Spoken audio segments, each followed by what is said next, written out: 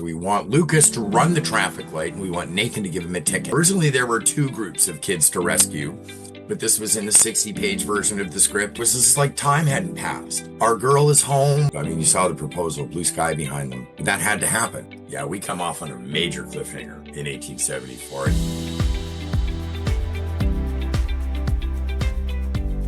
Hi, everyone. Welcome to the Heart Emotion Podcast. I'm so excited to welcome Michael Magnusson to the podcast today. How are you doing, Michael?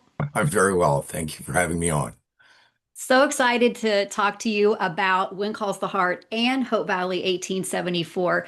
Wanted to connect last year, and the timing was just a little bit odd, but thankfully this year we're actually right in the middle of airing Hope Valley 1874, and you're kind of wrapping that up, and we just wrapped up When Calls the Heart season 13. So I'm excited to talk to you about both of those. For people who don't know your role, you're the associate producer and the production manager for When Calls the Heart, and you're the production manager for Hope Valley 1874. Is that right? Yes, I'm very Awesome. lucky to have those two jobs. Yes, I am. How does that differ when you're also an associate producer? What other responsibilities does that entail? Um, well, I have to admit my job across the both shows is very similar. I'm line producing from the production level. I have tenure on When Calls the Heart, and along the way I've had some nice recognition to give me the associate producer title. Love it. Um, but my involvement is almost the same across both shows. We just dig in, figure out what's needed, and then we figure out how to get it done. Well, I'm sure that your experience on When Calls the Heart has been very valuable with rolling out Hope Valley 1874. So I'm excited to talk to you about that series as well. So we get to the end of season 13 of When Calls the Heart. There has to be for you some big celebrations, whether it's what we saw on screen or behind the scenes. So for you, what are some of those big celebrations? I think the greatest celebration of When Call season 13 is our crew. We had an amazing season for scope. We did a lot of very big things, opening up with the fire episodes. We had a lot of, I mean, they might not seem complicated once you've seen them cut and edited and everything else, but we had some, monster scenes that imparted a lot of story information that required very difficult capture logistics for our directors across many of the blocks. Um, there was some beautiful, dense writing that translated into really terrific stories, really well woven stories, very, very closely woven stories. But we're 6.5 day episodic, so our directors have to translate that into a schedule that works without, blowing the wheels off the wagon. And everybody, the thing I celebrate is that everybody comes together to make this happen collaboratively, without it being a battle. And everybody is respectful of, because it's creative stuff, there's more than one right answer. So when we get to the right answer that everybody has agreed is the right direction to take, then everybody's just on board to make that vision happen. It's got to feel good and be great to work in an environment where everybody gives so much that you want to give as much to because you just know that the people around you want to produce something quality. It Investiture makes a significant difference. So the film industry that a lot of us grew up in, like I've been doing this, gosh, 35 years now, I guess, um, maybe longer. Um, the it once upon a time, it was not the friendliest place. It got by fear and diminishing people, and it was a little bit of a toxic work environment. And many of us who have come up through that uh, patently want to do things differently. And uh, I inherited what was already a beautifully well-oiled machine in this respect on When Calls the Heart. The one team, one dream was already an expression. The we get there together. Um, and it changes things significantly when you take all of that sort of maybe what was once bad in the film industry and you replace it with real pure collaboration and understanding that these are type A personalities that don't fail easily. And gosh forbid, if something is not going right for them, there's likely a cog in that machine that has let them down. It's not on them, generally. Um, and that's certainly not a moment to be playing something like we used to call the blame game or pointing fingers. It's a moment to be solution oriented and move us forward. And our crew invests in that as a team. Uh, so there's nothing like a safe place to fail for type A personalities that don't know how to fail. Yep. So yeah, so we get there together on that. So you get, I guess maybe the first couple of scripts early on. You also get the general arc of the big storylines. Is that true? Yes, so we do get an outline early on that sort of gives us an idea of the direction that we're going in. That's a very fluid thing and quite flexible. And I mean, the writers have a very difficult job to seam together the 12 stories for the season, pick up where we left off, and then take us through. And this year they had some greater challenges in uh, we had some stunt casting this year. We brought back Brooke Shields, but Brooke Shields had a difficult window of availability, so we had to construct for that in our shooting and relax days and circuit blocks and not shoot things in block one, but save a set. And there were a great many logistics involved there, both for production and for the writers. They had to come up with the stories that fit in her later blocks where we see her prior to those scripts really being written. You know, they're in outline form at that point. So it's a tremendous challenge for everybody to seam together. We have, I'm just grateful for we have really good people. That's where experience comes into play. The people who have a lot of time in are generally unfazable because we're used to a little bit of crazy. So when you get those, the outline of the season and even maybe that first script or two, aside from like, okay, we're going to have to get really creative with scheduling when we're working with a schedule like Brooke Shields when got a window to work with, what other things, whether it was sets or whether it was like logistical schedules or whatever, stood out to you as these are going to be big tasks for us this season? I can give you a shopping list. Um, our first page was script was 60 pages, so there's a weight issue there. We deliver 42 minutes. So if we're going to shoot 60 pages worth of work, we're going to be shooting roughly 60 minutes worth of work. How are we going to boil that down in the edit cut? And at the same time, we're 6.5 day episodic. Are we really going to shoot all of this extra footage, compress what we do in our time period to shoot stuff that isn't going to end up on the screen? And then that comes to the writers, and then they have to boil it down before we get to camera so that we're, you know, shooting a reasonable amount of overshoot. But at the same time, that we did some big things. We did firework, and we have things that come up that you don't, think are going to present logistics challenges, but suddenly do. I have a story that comes later for that that pertains to another question. Um, Also weather. Pardon me. So our initial blocks, and fortunately we're in the summer here, but our initial blocks were very exterior heavy. We had a lot of stuff going on outside. We had a very small interior profile, and we try and use our interior profile where possible to pivot out of bad weather. And this sort of exterior heaviness persisted through the entire show. So in the first four blocks, it's not such a huge deal because it's summertime.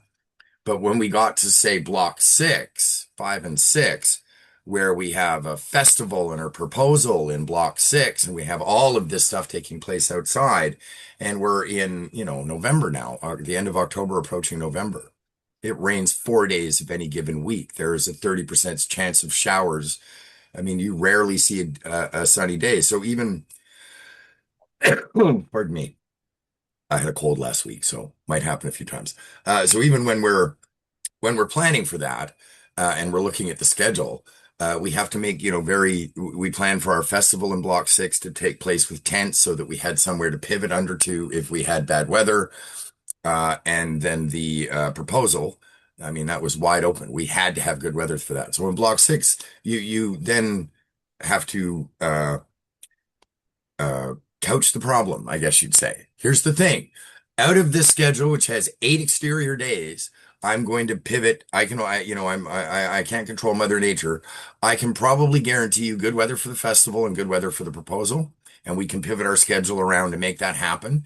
But everything else is going to land where it lands for weather. And then it's the directors who then have to stage and solve that weather problem. And we do shoot with fly swatters, which allow us to cover, a small area to camera.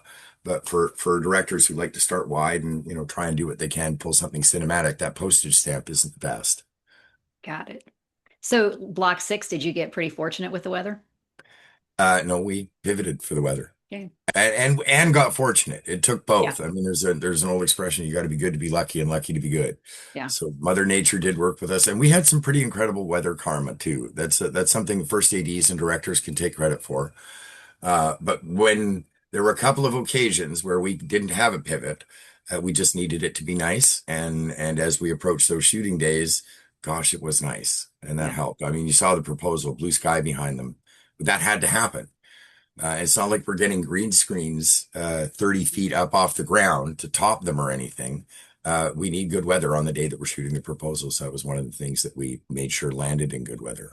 Got it. Mike, what's something about your job that people may get incorrect that they maybe don't know? Well, I don't know. PMs have a reputation for yelling, and I don't yell. So that would be one thing. My job boils down to setting our teams up for success. I think that's a key part of being a production manager is first having the chops to understand what it should look like, and how it should be done across all departments. And then hiring good mechanics is one of I do everything by mission statements, but I don't tell my mechanic how to fix the car.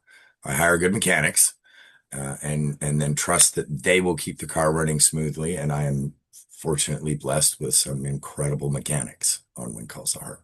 Got it. So, was there a moment, and I'm sure there was, where the script asked for something that was particularly ambitious and you had to figure out how to make it work within real constraints? The firework is amazing so the firework is scripted in July is when we go to camera. There's a fire ban through all of BC in the summer. It's the same in California. Yeah.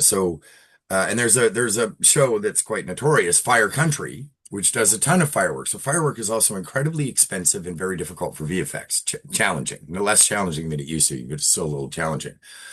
Fire Country, when they confronted what it's like to shoot with practical fire during fire bans, uh, pivoted to, I mean, they'll put 5 lighting towers in the air with these great big panel light banks of light, and they'll put diffusion on them to make them sort of orangely colored, and they'll pound these lights and they'll flash and they'll fill the forest with smoke. And it's a pretty convincing fire. And then everything in like this, they have a flame bar behind somebody or around somebody, and that's how they sold fire. So this is a Netflix show with probably 3 times our budget. And this is what they want. And and we're like 6.5 day episodic television. So it's like there's no world where we can do this. Yeah. We can do a version of this, and we can do a version of practical fire because we have an excellent safety record, and the Langley Parks and municipality will work with us on a permit if we have the right safety procedures in place and we're well planned, which our Sammy Galley, our special effects coordinator, is very good at. We trust him implicitly. And then Mike Roll had a terrific challenge in figuring out, because we have guys riding through fire. It's got to be heroic. We're riding in to rescue the kids in fire. And originally there were 2 groups of kids to rescue, but this was in the 60-page version of the script, and we had to loosen things and condense some things down to make 6.5 day episodic. So rescuing one group of kids was enough. The other group of kids we find in an easier manner, not terribly in the fire. We find the girls in one spot and the boys in another. But the boys aren't quite as threatened. It's the escape of finding the boys and the crashing tree and, oh, we can't get out, that makes it a little bit more. But all of it was extremely challenging because these are all VFX elements where Mike Roll has to pick a frame that works for the action and the sequence. But at the same time, we're going to do it in split screen. So we can't be overlapping fire. We can't be rotating or moving camera because these all bring in aspects of visual effects that cost significantly more, things like rotoscoping. So now We're no longer in a fixed frame, but we're now rotating our frame and our axis, our three-dimensional axis through the course of shooting the shot. Well, now for everything to match to this rotating axis, they have to rotoscope. So we try and avoid that. But we plan shots to that so that we can set the jeopardy in wider shots, have them come in with the fire and have the real jeopardy there. And then the actors and the horses have to nail that pipe and they have to get it right and they have to land, just so after sort of coming through this framework that we've established. There's going to be fire on these trees here. There's going to be fire here. There's going to be fire on the foreground here. You need to stop there or you're in the fire. And there were a lot of moving parts in last season. Wow, that's crazy. And so even the conversations about, okay, so there was real fire or We had practical elements of fire that we used close to camera, yes, but because of the fire ban, in most cases we dressed smoke in areas where we would dress in fire, and then we planned for shots, say that were beside trees on the side of the frame, and those trees were then built with VFX of fire. got it. Okay. So on the flip of that, what might be a moment this season where what was written didn't quite line up with what was feasible and you guys had to work through that? Uh, so one of the oddly challenging bits of the season was they prior to LJ needing a heroic beat, which was his climbing the water tower beat with Nathan. They had him get stuck in a tree, and we had a bit of him climbing a tree and then getting stuck in the tree and having to be rescued. There are 10,000 trees at Jamestown. We walked for uh, probably a collective total of 5 hours between the director, myself, Mike Roll. I walked for 3 solid hours one day and found 5 trees that were barely suitable to be climbed because most of the trees on the land are sort of deep old wood coniferous, and they have sloping down branches that are covered in pine needles and sap and very difficult for anybody to climb and very difficult for anybody to see anybody in the tree because it's quite covered. And then the remainder of the trees are milling trees. So our cottonwood forest was built originally or planted originally by the McInneses to be mill farmed and sent to the mill. But in year 9 of their 10-year maturity, the mill closed. So that's how we have a cottonwood forest. But there are no leaves on the cottonwoods, no branches, low branches. They're a milling tree. So you can go 20 foot up a cottonwood before you find a branch.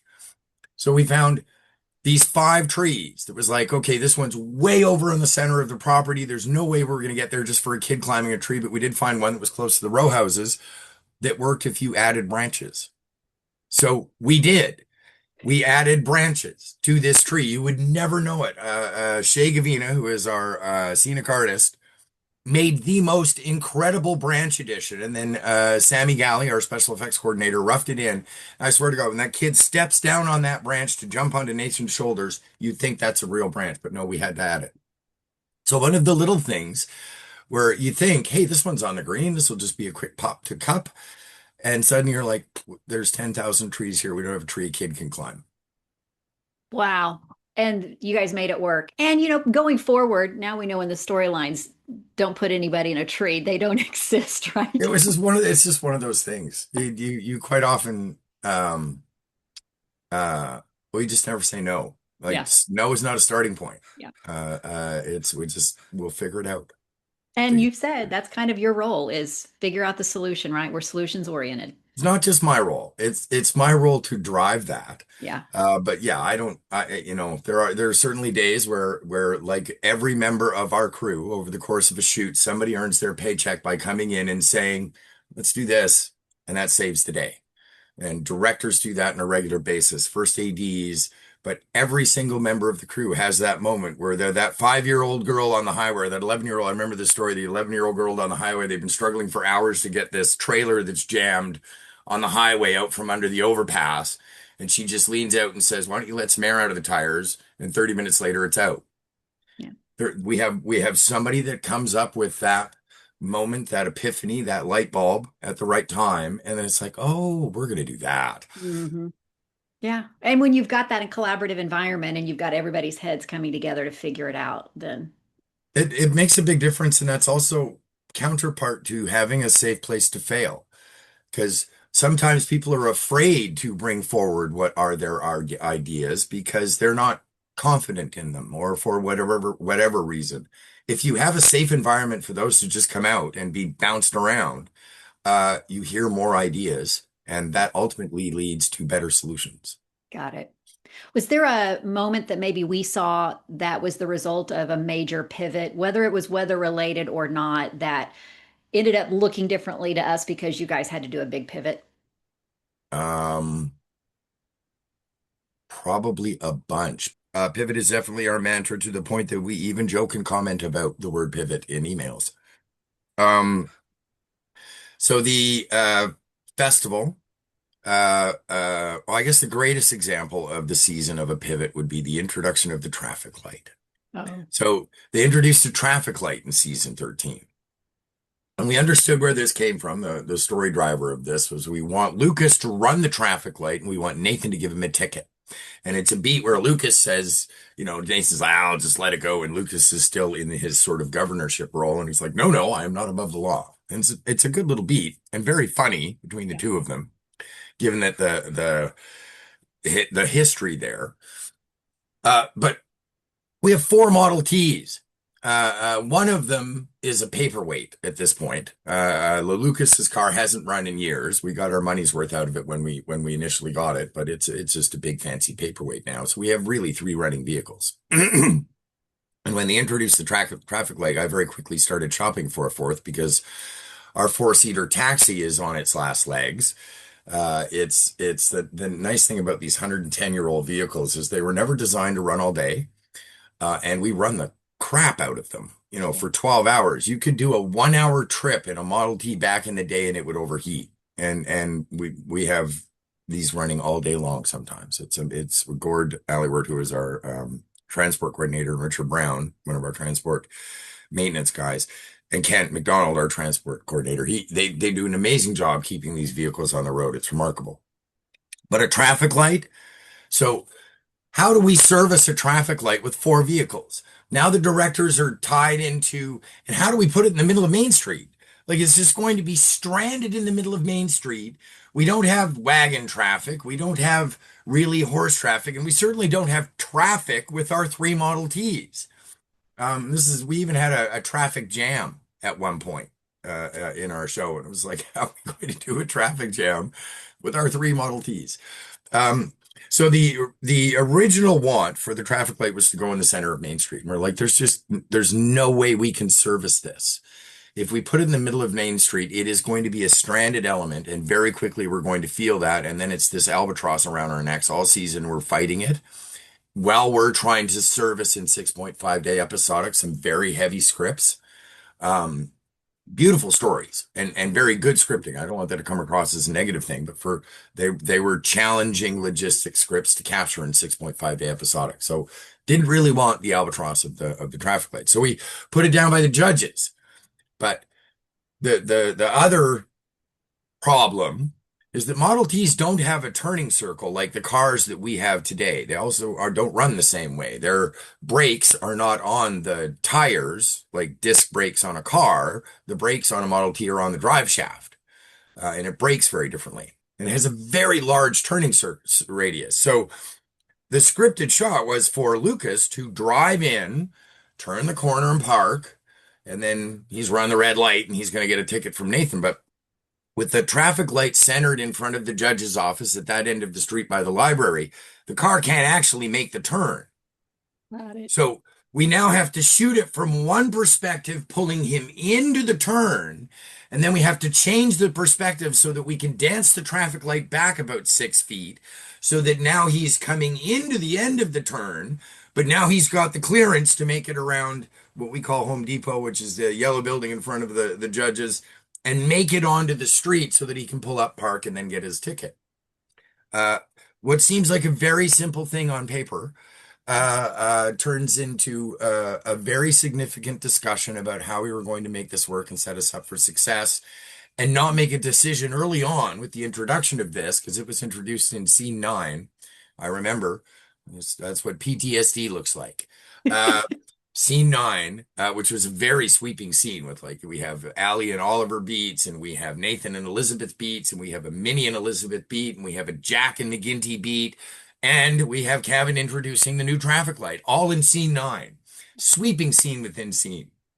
Um, uh, but how to do this without placing ourselves in jeopardy for the rest of the season in with respect to servicing it. And then at the end of the season, this is where production and everybody works together. It was recognized that, you know what, we can't really, this was a good beat and we're great for the scene. And we've done a couple of things with it over the season down at this end of the road, but we need it to go away. And there was sort of a running joke on set that we're just waiting for the episode where it comes up in the script where all of the people of Hope Valley have their pitchfork sharpened in their torches and the traffic light's going to go away. And that was a cute scene. And so this is where Hickam gets rid of it during the silent movie, Hickam right? and Lee finally get rid of it and it Yes. goes into a storage shed, never to be seen again. Love it. So we're Not in the everything night. is progress. Absolutely. That's right.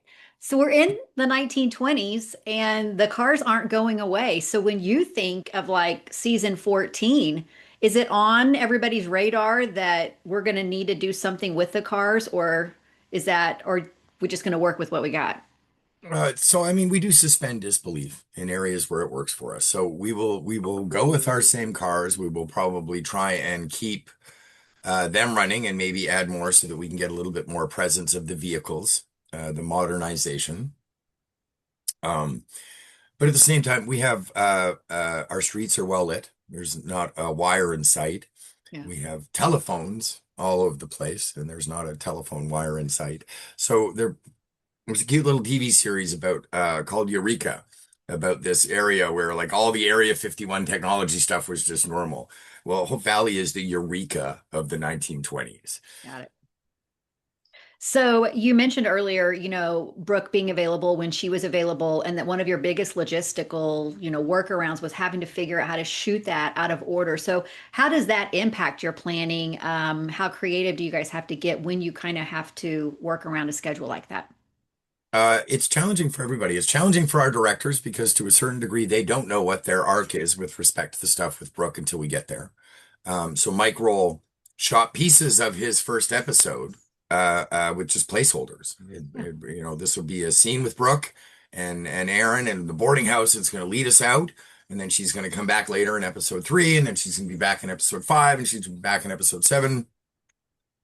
But she's only going to be here for a period of time, so we're going to save all of this work, and we're going to have it ready as block 2 and block 3 seam over. So in that point, we're going to have 5 Brook days. And in those 5 Brook days, we're going to capture what we need for her over 3 blocks. So that required holding the boarding house set, which is a little challenging. We had a judge's scene. The boarding house set was built in the judge's office. We had a judge's scene come up, I think in episode 3, that we pivoted to become a jailhouse scene because we just didn't want to flip this very beautiful set back to the judges just for this one scene. Yeah. It also created time issues. And then all the directors had to work and play well together. I mean, Mike Roll, he owed a day of work, so he got Brooke for a day. Elise Lee Rogers got Brooke for a day. Martin Wood got Brooke for a day. And then we had sort of a split day where she worked on a number of things, a bit of Elise's work, a bit of Martin's work, and a scene for Mike's that was resurrected late. I would like to say Brooke Shields is wonderful. I remember Brooke Shields from back in the day, and Brooke Shields has not had the most forgiving trajectory in the entertainment industry. It can be a bit of a unfair place, and she has navigated that to remain the most remarkable, gracious, intelligent, present actor. Yeah, it was just an absolute pleasure to work with her, and I look forward to her coming back. Well, I know fans were really excited that she was able to come back this season, and the timing of it with Elizabeth and Nathan's storyline was just perfect. So it It was was really added a whole nother really good level to match. their storyline. So are there, have you said before, are there 13 departments kind of, am I just creating that number-ish? ish? There's 13, we do 13-day blocks. That could be where Okay. that number comes from. Wonder what, yeah, that's what. We tend to have anywhere between 17 to 21 different departments or more, depending on what we have going on set. We always have, I mean, I don't want to list them all, the shopping list. It's like reading the phone book. Um, they work seamlessly together. What Um, what moment this season would you say required the most of those departments to come together to pull off? Uh, well, they always have to work to some degree with an understanding of what's going on. We had a pretty significant set load this year. I think one of the greater interfaces, props and set deck and special effects, quite often interface because if somebody's going camping, well, now we have lanterns. The lantern is actually a prop, but it's because it has a fire element, effects is involved. We have fire. So, I mean, that will be set by the set deck department, but the fire itself will be fireproof logs and a special effects component. And we had the water tower this year. So the water tower was aesthetically a very nice building, was not safe for anybody to go up on. And we became aware of it early when they were talking about finding a heroic moment for LJ and they scripted him climbing a cliff. And it was like, hey guys, one thing we patently don't have on the property or anywhere close is a safe cliff for this kid to climb. Yeah. And it's would be a lot of work to move the entire unit just to pick this up.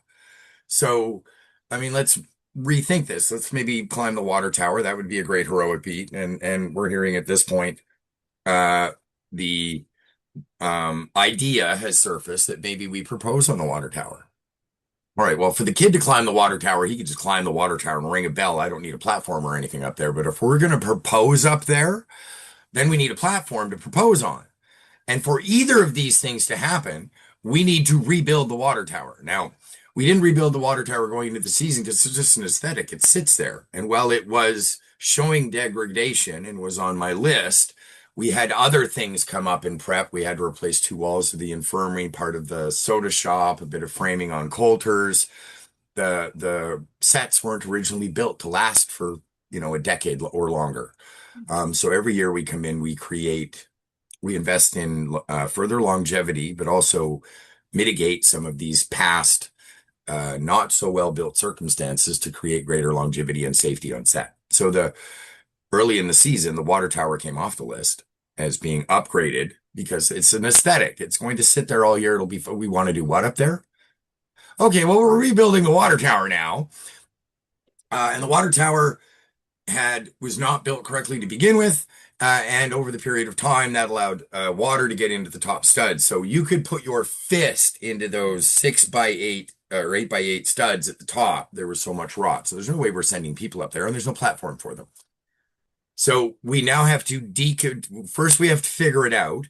That was a bit of a journey because the natural linear progression is okay, we need a 3-foot lip for them to stand on. So we would probably just carry that around and put like a lip around the whole thing. Well, then when you render that, now the water tower, which is an iconic structure, much like the church, looks like a mushroom and it looks ridiculous. And oh my God, we can't do that. The Hearties are going to kill us. So we go through, and I know that Sarah mentioned this in her podcast. We go through a number of variations of how to get there, still present what we need for the actors to have what they need and the platform that they need, but also the safety that we need.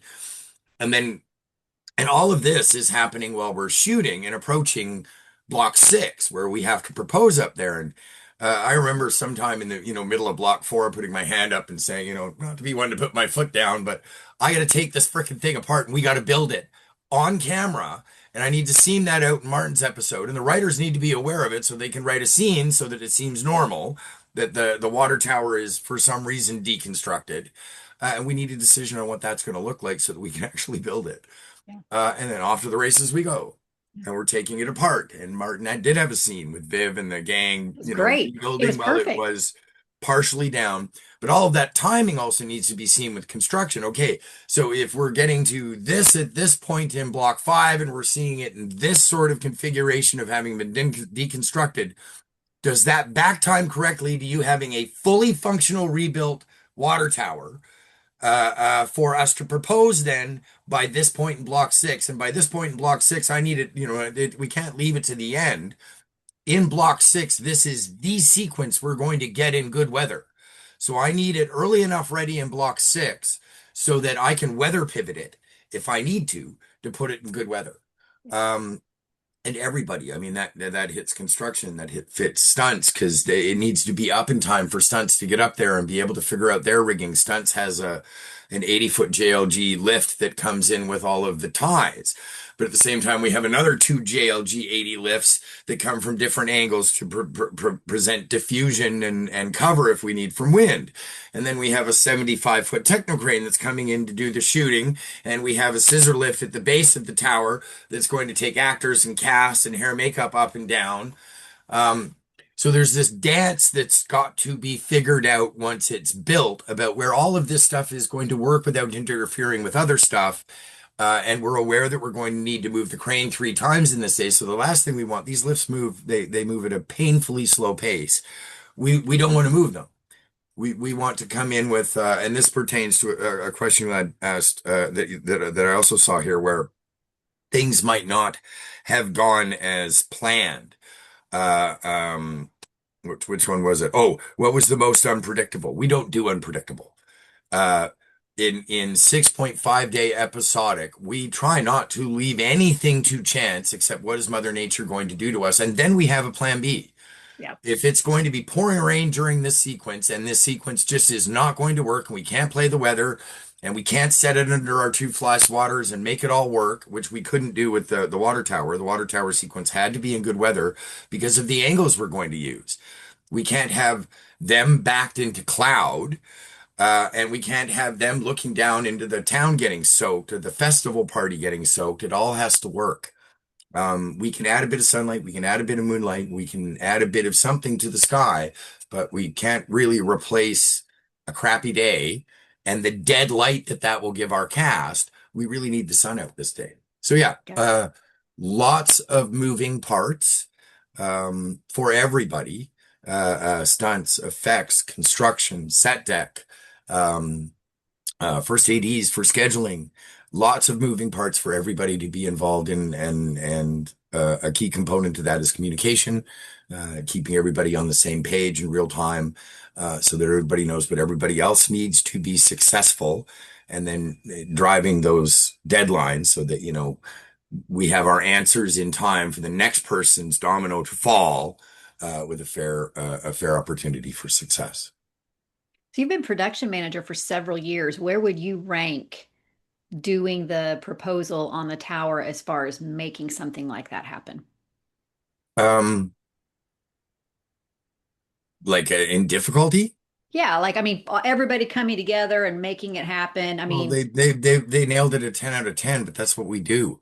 The whole there are a bunch of different moments like this across both shows. I mean the LJ climbing the tree, um, the jam making sequence was huge. The introduction of the traffic light was huge. The fire stuff. There are all these moments, and this is one of the things that I marvel at in my career and everybody who does film, is that we literally, there are times I will read something on the page and be like, wow, okay, how are we going to do that?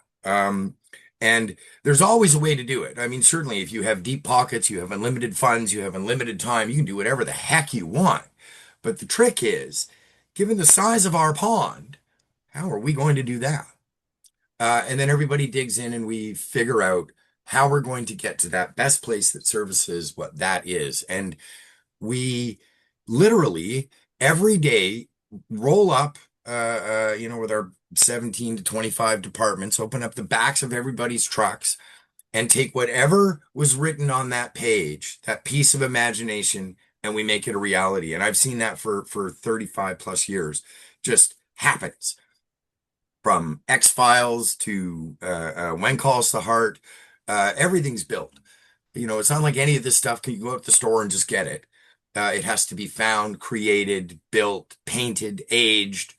Uh, uh, there is a remarkable army behind all of those layers coming to set, the cast looking great and beautiful. or looking muddy and wet or smoky.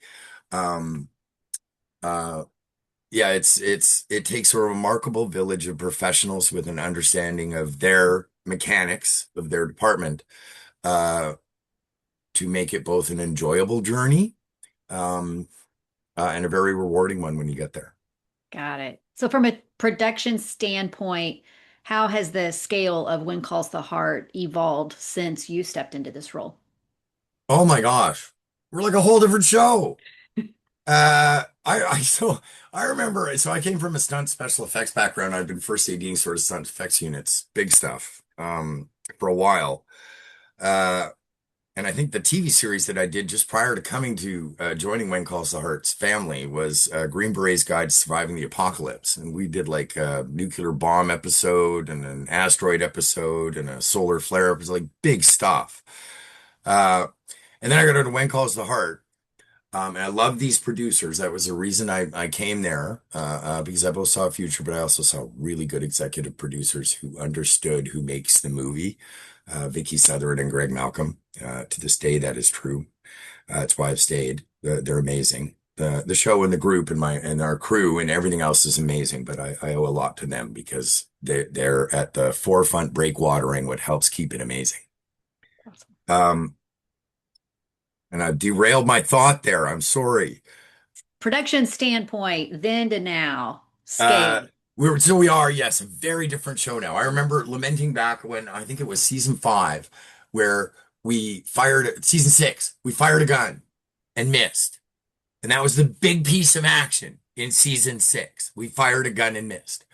And then season 7 and 8, I mean, we did Blood and Money, and we built a derrick that shot practical mud and oil and fire and blew it up. And then in season 10, we built a hot springs. That was insane. Uh, and every year we've added sets and big things. We started this season with fire and rescuing people in a refugee crisis, and I mean, the scope is very different. The show has taken on um, bigger things. I mean, I think in seasons 5 and 6, the stories were still the jeopardy was still there, but it was smaller things. There wasn't gubernatorial scope. There wasn't like the forest fire was actually a really good, well woven story. It was just brilliant the way it came full circle by the end. So the but it's a bigger story than say maybe what the fan viewership might be used to earlier in the season. But television evolves like that. There aren't a lot of, I mean, you look at the things that are sort of contemporaries, the Virgin Rivers and stuff. They've all got that. You have to keep that. You have to keep it moving and fresh. You can't let it get tired. Yeah. Is the platform staying on the water tower? Uh, well, let's see. I'm back in season 14. I would say yes. It is a tasteful addition. I think it was well thought out to the place where we landed. It was functional. Um, and I think it's a great piece of the water tower story now. So Yeah. I think there's a way for that iconic structure to stay the way it is now because everybody will be like, well, that platform came when they proposed up there. No, that's Um, exactly what I told Sarah. I was like, if I get a vote, every time we see it, we're going to think of that. I think it'll stay for that reason. It's got a beautiful memory attached to it. So, you've shared how much you've loved working with Lori Loughlin. What went into making that epilogue moment happen this season? We've held a candle for Lori forever. Everybody, Martin Cummins, Aaron, Pascal, Cavan, Jack. We love Lori. Lori is a hardworking and brilliant actress. And it was really nice. I remember I had this moment where I was in the hair makeup trailer for the day that she came back to shoot her piece for season 13. Now, when she left the show, I was the first AD. But it's the same Pam and Jill in the hair makeup trailer, and Andrew Tran, also an AD, who's been on the show forever from before when she left, and me. And it was just like time hadn't passed. It was just our girl is home. Oh my Mm. God. And everybody felt that way. And we've held a candle for a long time. We rebuilt the front of her house. This is the second time that we put it back in place and shot it. We did it 2 or 3 seasons ago. Um, this time we got her back. It was nice. It was really Yeah. nice. Yeah. Well, definitely excited for what's to come. So many possibilities. So as you reflect on season 13, what are you most proud of? The cast and crew. I mean, this was a very, very challenging season for our show. I think it's one of the biggest seasons that When Calls the Heart has ever shot. I think that we attempted things that the show hasn't in the past with respect to scope, uh, and um, and they did a brilliant job of it. Had a lot of moving parts this year. I mean, we had a lot of moving parts this year with weather and exteriors, uh, and I can't say enough about just everybody, our teams and our cast. I mean, our cast, they have to come into these massive scenes and find their space and find their way, and they have to participate in these blockings that have, anywhere from 12 to 22 casts in them. And sometimes there are several of these in a day. And we're shooting, 9, 10 pages of dialogue. That's a lot of dialogue for the cast, especially the mains to remember. And they come in prepared and they come in there ready to work and they come in there unflustered. And then they're surrounded by these departments that produce things like Gatsby's and water towers and pond moon festivals and uh, um, obstacle courses for kids. And Elisa's episode where it's just like, you read it on the page and you're like, oh gosh, that's coming. And then you find that getting there is this pleasurable journey of working with people who know exactly what they're doing, and are well organized and brilliant and creative. But they're also showing up all in, part of the team. We get there together. What can I do to help your department? Uh, that sort of and our cast was, we had a lot of kids this year, in a great part of the story. Pascal, Aaron, Jack, Chris, Kevin, all of them. Jada in a new role leading the young children. Now she's the big girl, with adult stories, and just her, biting into that and taking ownership of that. uh, I am What I find most wonderful is all of these individuals that create this magic on a daily basis, and they're working 12 to 14-hour days every day. Uh, and they do it with a smile and an attitude that is just unmatchable. And they bring that energy every single day for the shoot. I'm a remarkably fortunate, and our show is remarkably fortunate to have this collective group of miracle makers. I definitely think that that environment and all of that translates to what we see on screen and why the show is still so successful. So, We're grateful to be there, and it's great television. I remember when I started, I was like, okay, my mom's gonna love this. oh yeah. Yeah. So speaking of great television, normally at the end of a When Calls the Heart season, you are the one wrapping things up, leading that charge. But this year's wrap up, I imagine, was a bit different, knowing that you were going to be moving into the role of production manager for Hope Valley 1874. So how did that wrap up of When Calls the Heart change, given that Jamestown was also going to be used for 1874? And I've set you up for a great go for it, Mike. So normally rap is this lovely, lovely, leisurely winding down, of everything, but we wanted to be able to deliver 1874, first episode following When Calls the Heart's airing of season 13's episode 12. And that meant that really we needed to be up on 1874 and building before we could even finish When Calls Heart. I had a great deal of anxiety over this because as the 1874 took shape and it was nice to see this whole journey of this coming to life and getting greenlit and with the understandings of these are the sets and this is what we're going to do. And then it's like, okay, you got 4 weeks prep. Like in no world Does this get built in 4 weeks? Uh, and then and at the same time we're wrapping When Calls the Heart. So for certain departments, it's like, well, now you have a 2 week wrap and you have a 4 week prep for this show. Yes, I know that's insane, but this is what we're gonna do. So I mean, let's dig in and let's try and figure this out. We got fortunate a little bit in that 1874 in its initial stages pushed 2 weeks from where we originally started so that they could address casting in a more comprehensive manner, and that was a well spent 2 weeks because our cast is freaking amazing on 1874. Like from the get-go, we were watching the monitor and just going, oh my God, how are these people not massive stars? Like massive, massive stars. It looked amazing. But it was an incredible challenge to take on what we understood to be the scope of the show and what we understood to be the original timeline. And we're building in winter. We're painting in winter. We reconfigured the church to be the ranch house. That was a very significant build. And then we built a match to the saloon as an exterior. That was our boarding house. And we shot the actual boarding house inside the interior saloon, but that still had to be struck and completely changed for that. Then we built a practical trading post, a corral, a crap ton of fences, a whole bunch of guest rooms. The main builds for the first block of 1874 all needed to be ready.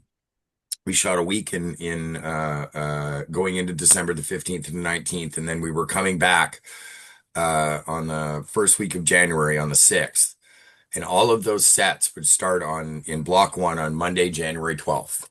And that was 8 solid weeks from when we had physically started, well, really about 6.5 weeks from when we had physically started construction and prep at around the beginning of December.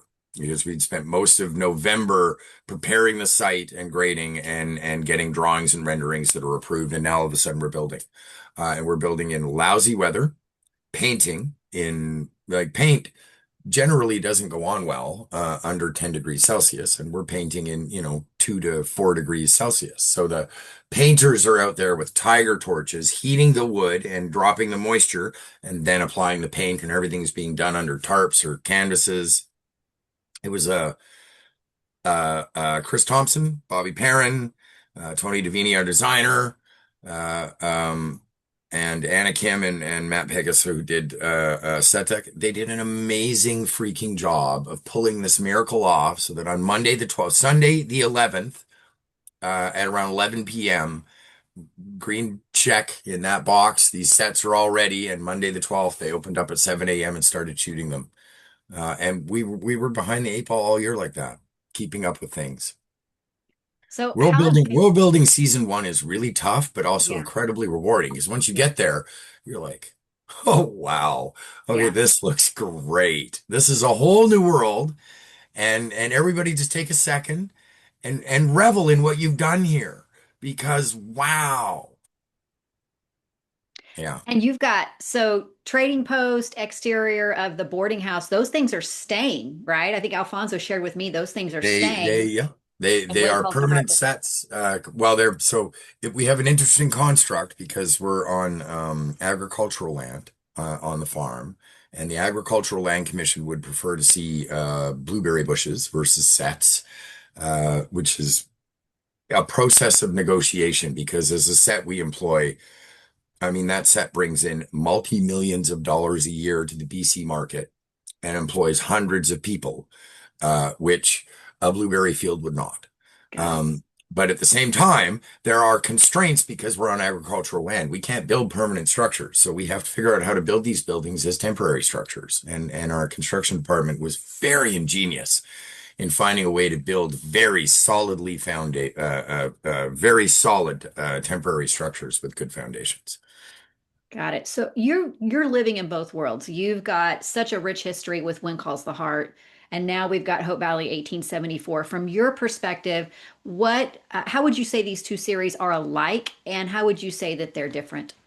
The stories, they're alike. A woman is our hero. We follow her tale and her story and her journey, and I love that. Um, Rebecca is played by Bethany Joy Lenz, is amazing. Bethany Joy did such an amazing job from like the moment she hit the set with that character. It was just like, wow, that's Rebecca. And now that I've seen it air, I mean, I saw cuts as they were moving through the delivery process. Um, but it's not until you actually see it air that you're just like, look at that.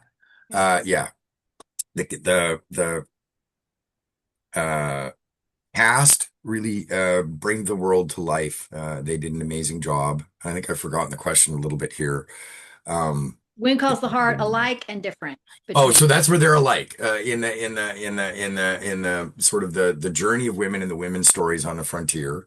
A little bit of romance there. Which is very much Um, what Alfonso shared he wanted to capture. He wanted it to yeah. feel like he wanted that community spirit, all of that to translate over between both. So, So in that yeah. they are very similar, but very different genres. Hope Valley 1874, especially in season one, begins with her journey. So there's not a lot of landed space. There's certainly no safe space for her daughter Sarah. So Sarah and her joined at the hip. Mila, that young actress, worked as grueling a schedule as any adult in Block One, and did it prepared and she has to school. So it's not like when she gets sent back to her trailer, she's hanging out and watching YouTube. She's got 3 hours of schooling that she needs to complete every day. Wow. Um, uh, Remarkable, that young actress. Showed up for that our entire season, but just that whole grueling block in every scene, joined with her mom, and just amazing. So the fortitude of the two casts are similar. Like Aaron and Pascal and the whole One Calls a Heart gang, they keep it light. They're professional. They're ready for the scene. They're prepared with their dialogue. They know what their beats are. This crew did the cast did the same thing, and they always weathered the conditions. The When Calls Art team. Well, this Bethany Joy Lenz and Ben Avery and the whole gang had to bite into some really difficult conditions. I mean, we shot in the winter in Vancouver. We don't get the big dump of snow. Like I remember doing Lonesome Dove in minus 20-degree weather, but it's almost easier because in a drier cold, you suit up and you're good. In Vancouver, you need to layer up multiple layers because it might only be anywhere from, -2 to 6 degrees, but it's likely pouring rain for half of any given day. There are some days where we have 14 solid hours of torrential downpour. And the actors are out there unprotected in that, and that takes a significant amount of professional chutzpah to not only weather that in a good-natured and gracious way, um, but to act and be professional while you're weathering that in a good-natured, professional, and gracious way. So both casts are very similar in that. The conditions on 1874 are very different than the conditions on When Calls Heart. Although on When Calls Heart season 13, we did a fair amount of bushwhacking. Yeah. 1874 is all bushwhacking and a lot of things that we don't tend to do on When Calls the Heart. We stay away from, people on horseback talking, and we stay away because we don't have to force those issues in the When Calls the Heart world. We can have them walk up the street, which is a much easier capture for camera. We can have them stop the car. Because there's an awareness that these darn cars are so noisy that if you're going to script a dialogue sequence in the car, it's all lost to Yes. the sound of the car on the road. Um, so in 1874, we had other bridges to cross. We now have mom and daughter in a wagon talking to a guy riding on horseback beside them quite often. So we devised some very ingenious special rigs to be able to capture that. And went through a process of growth where it was like, hey, this great idea didn't work. And now we're going to try this. And then, they dig in and suddenly it's like, well, okay, that really works. This now feels natural to camera. We're not killing the camera guy. We're not killing the cast. And we've sorted out some of these logistics of traveling. Also, uh, we have to be careful on 1874 because the horse, Tequila, who is Rebecca's horse, um, so the wagon is a short body wagon, and this was a decision that we made early on when consulting with the Wranglers, is that normally these wagons are pulled by two horses. That's almost standard. You run a risk by putting one horse, especially a horse that isn't a draft horse or something really big, on a wagon, in that that horse can sour, that's what they call it, Oh, on that wagon if he said, because they're intelligent, emotional animals.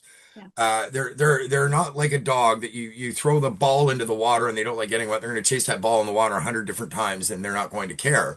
The second time you throw a ball in the water for a horse, if it doesn't want to go in the water, it's gonna be like, well, you getting that ball?